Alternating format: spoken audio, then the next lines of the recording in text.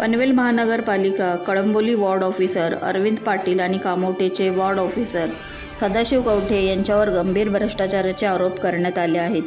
या अधिकाऱ्यांनी त्यांच्या पदाचा गैरवापर करून विनापरवाना असलेल्या आईस्क्रीम गाड्या, बेकायदेशीर हातगाड्या आणि दुकाने यांना आर्थिक लाभ घेऊन सहकार्य केल्याचे म्हटले जाते.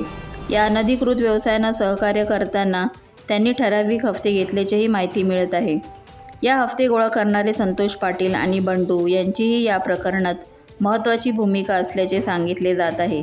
जेव्हा सरकारी अधिकारी किंवा स्थानिक प्रशासनातील वॉर्ड ऑफिसर्स त्यांचा अधिकार बेकायदेशीररित्या वापरतात, तेव्हा त्याचा सर्वसामान्य लोकांवर आणि समाजाच्या एकूण विकासावर वाईट परिणाम होतो. अशा घटनांमध्ये सर्वात मोठी हानी कायद्याच्या शासनावर आणि सार्वजनिक संसाधनाच्या योग्य वापरावर होते. विनापरवाना असलेल्या व्यवसायांना प्रोत्साहन दिले गेले की ते शहराच्या नियोजनावर आणि व्यवस्थापनावर अनिष्ट परिणाम करतात. रस्त्यावर बेकायदेशीर स्टॉल्स आणि गाड्या यामुळे वाहतुकीला अडथळा निर्माण होतो. सार्वजनिक ठिकाणे अस्वच्छ होतात आणि सुरक्षिततेचा प्रश्न निर्माण होतो. या आरोपाची गंभीरता लक्षात घेता अँटी करप्शन ब्युरोने या सर्वाची संपूर्ण संपत्तीची चौकशी करण्याची गरज आहे. सरकारी अधिकाऱ्याने आपल्या पदाचा गैरवापर करून जनतेच्या विश्वासाला तडा दिला आहे. त्यामुळे यावर कठोर कारवाई होणे अत्यावश्यक आहे.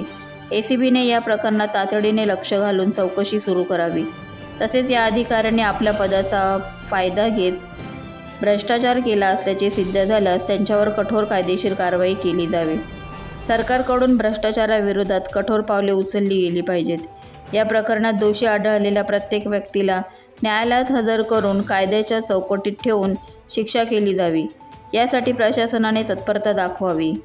सर्वसामान्य नागरिकांचा विश्वास पुनर्स्थापित करण्यासाठी पारदर्शकता आणि जबाबदारी हे प्रशासनाचे मुख्य ध्येय असावे. सरकारी यंत्रणेतील अशा प्रकारच्या भ्रष्टाचारामुळे जनतेच्या हक्कांवर गदा येते.